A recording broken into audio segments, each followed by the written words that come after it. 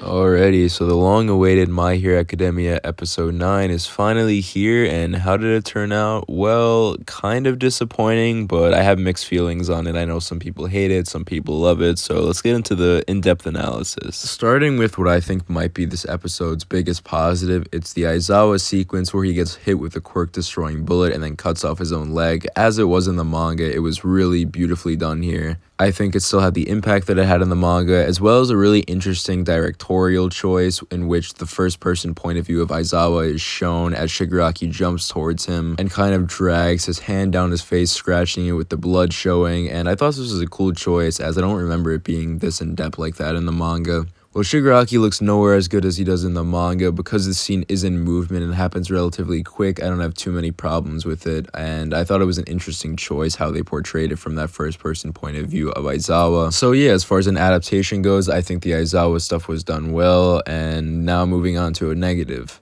I think Deku and Shigaraki's fight lacked impact the majority of the times. The frames just felt kind of still, or if they were moving, they didn't feel impactful like they were in the manga. Deku's going all out here, and it doesn't feel like it. It feels like he's kind of just lightly slapping Shigaraki, and it did not have that impact in the slightest for me. There are probably a few exceptions as per usual, but overall I'd say that that part of the episode was disappointing for me. I'm editing this right now, so I'm putting this in afterwards, but watching some of these clips back again, it is pretty cool, honestly. I feel like I might have been a little too hard on it, but watching it again, there are cool moments, but just that one part where he's slapping him around feels kind of silly. Now on to another positive. I think Endeavor's prominence burn, as it pretty much always is portrayed really well done and animated beautifully. I don't know what it is about his prominence burn, but it feels like every time he uses it, it's always animated beautifully. I don't know, maybe because it's more of a still attack, it might be easier. I'm not sure necessarily how the animation side of it works. But once again, they animated it beautifully and it did not disappoint. That whole sequence was really well done. Now on to another negative. I feel like the Gigantomachia stuff that we saw the few glimpses and overall honestly just wasn't that interesting, maybe because of the big scale of him and it being hard to animate. I feel like it wasn't done very well. While I did really enjoy the depiction of people slowly realizing something was wrong when Gigantomachia is starting to rampage through the city, things are shaking, people might think it's an earthquake. I feel like the decision to make that beautiful 2-page spread of Gigantomachia beginning his rampage just as still framing the anime was a mistake. I feel like that should have been animated to add more impact, and it being still following the scenes I just mentioned felt kind of just drab, like, oh, okay, so there goes all that impact. Definitely not as impactful as it was in the manga, and disappointing overall for me.